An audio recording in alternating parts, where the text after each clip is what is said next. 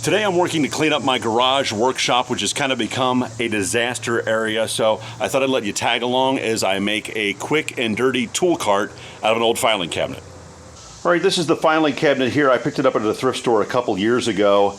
It is really heavy metal and very sturdy. I like it a lot, but I've never really gotten much use out of it.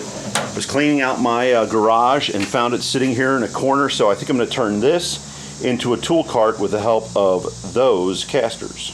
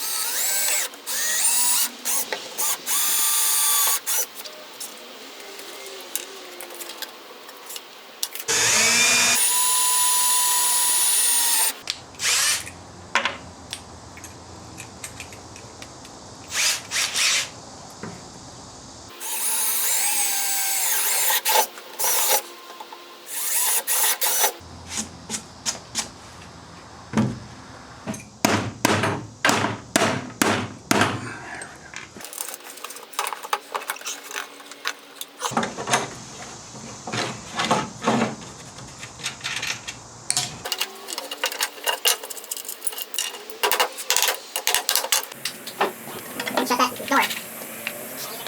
Sure.